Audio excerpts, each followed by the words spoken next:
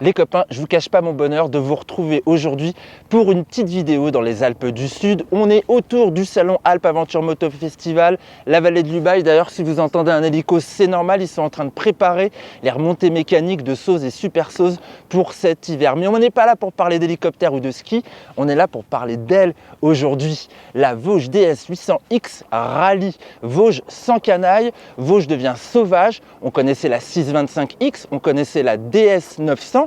Qui sont des propositions de trail routier. Là, on passe carrément sur une anti-Yamaha Ténéré 700. Sauf qu'ici, il y a plus de puissance, il y a plus de performance. On a un tout nouveau moteur 800 cm3.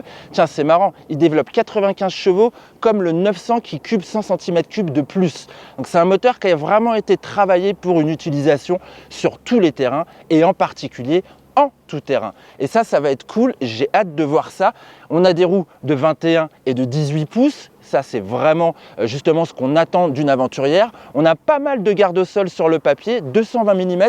On a des suspensions avec des débattements conséquents, 207 mm à l'avant, 190 mm à l'arrière.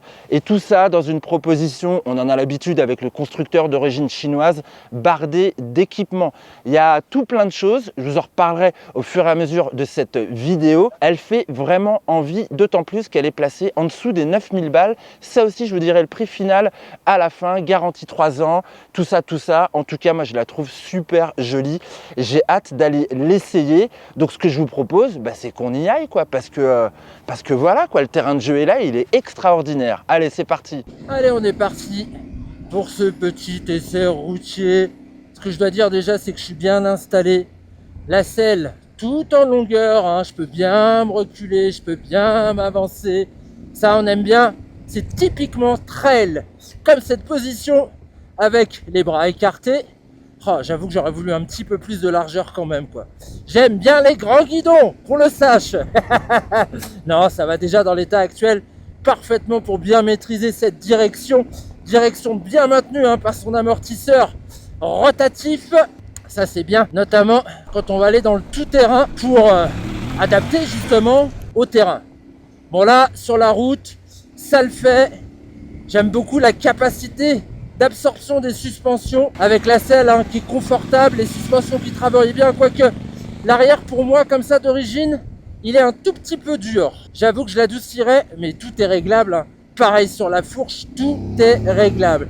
Mais c'est bien les grands débattements, comme sur une Africa Twin, ça donne vraiment de la souplesse dans tous les enchaînements. La route 21 à l'avant, ça va sur la route. Certes, la bécane, elle n'est pas hyper agile, elle est progressive, mais elle est vachement bien. Allez, on va continuer par là, dans les montagnes.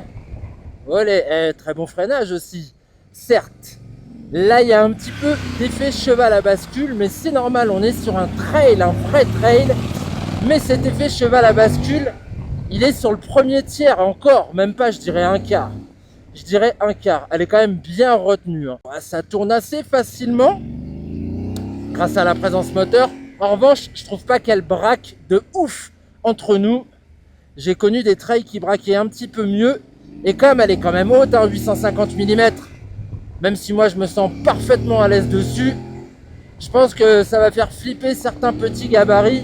À voir sous 1m70 que ça donne. Dommage qu'il fasse pas des petits flop à la décélération. En revanche, ce qui est bien à la décélération, quand vous rentrez deux rapports en kata, c'est l'embrayage anti-dribble qui fonctionne très bien. La moto est assez bien équilibrée. Alors, on a du poids, les copains. À sec, on est à 204, mais vous rajoutez 24 litres de coco et on est quand même direct à 230. Mais c'est quand même bien équilibré. Alors, il n'y a pas le centre de gravité au ras du sol comme sur la 800 MTX, mais elle est quand même très bien équilibrée, cette machine. Sincèrement, je ressens pas de contrainte, d'inertie particulière justement à sa mise sur l'angle, à l'envoyer d'un gauche à droite. Pour moi, ça me paraît vraiment très naturel. Bon freinage, bon accès à la pédale de frein également. RAS à signaler de ce côté-là, ça donne envie d'aller le faire du tout-terrain quand même. Alors ce que je vous propose, c'est que par la magie du montage, on se retrouve maintenant dans la Pampa. Et c'est parti, do. Allez, c'est parti, mon kiki. Alors, j'ai retiré l'anti-patinage. J'ai retiré l'ABS sur la roue arrière. pour faire des petits dérapages et virer plus court en virage. Ah, c'est par là que je vais vous emmener, à gauche.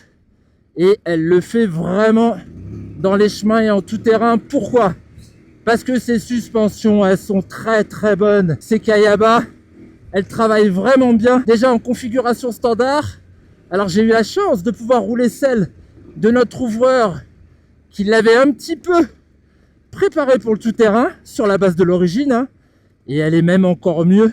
Elle digère même encore mieux toutes les bosses. Voilà, ce que j'aime aussi, c'est le moteur. Ah, il est direct.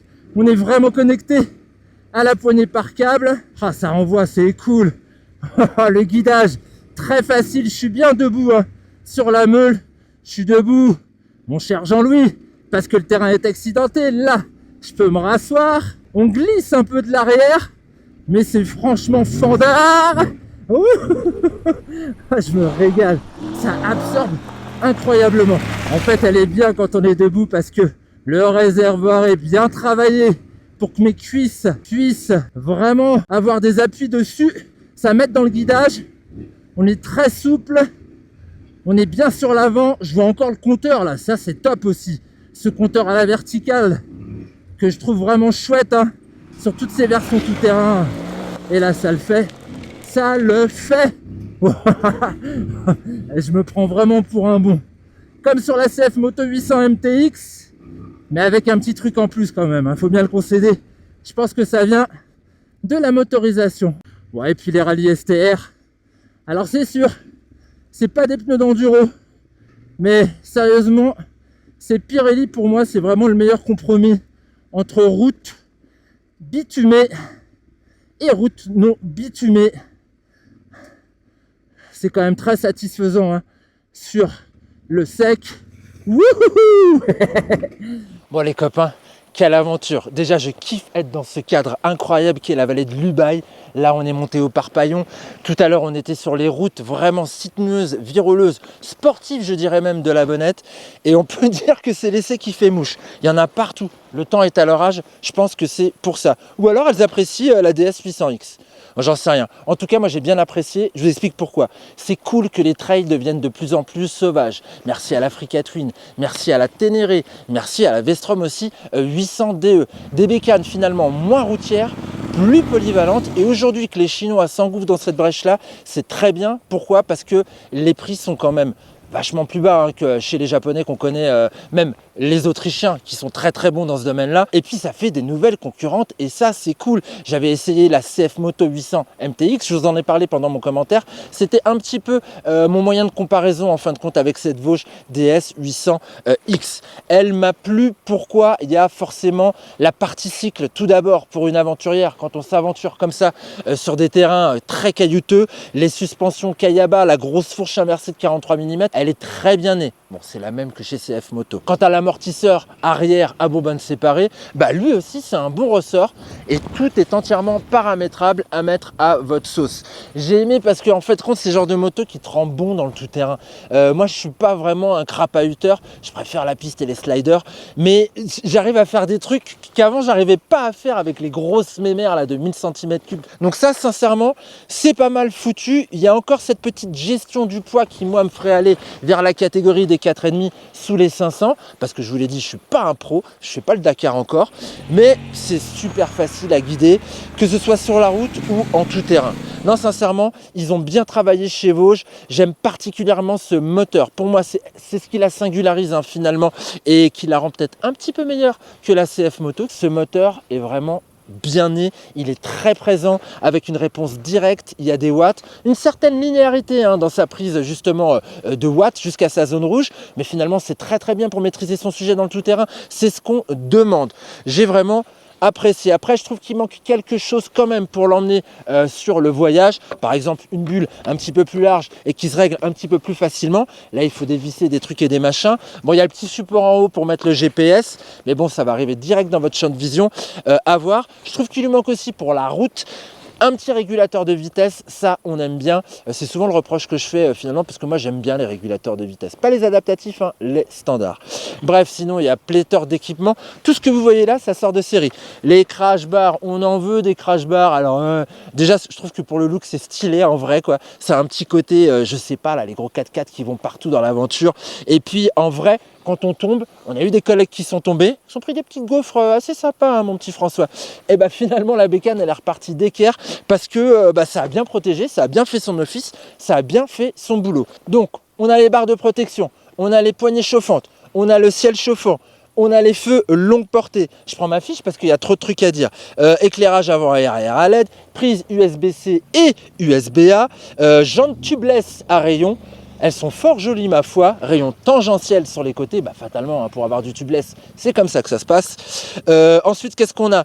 Les pattes de frein et de sélecteur qui sont articulées et qu'on peut également mettre comme on veut, on peut les régler. Et puis on a une petite caméra frontale devant et puis on a aussi une béquille centrale. Et ça, la béquille centrale, à mon avis, dans le tout le terrain, ça doit pas être génial parce que, en fait, sur les sauts, les réceptions, ça doit quand même toucher.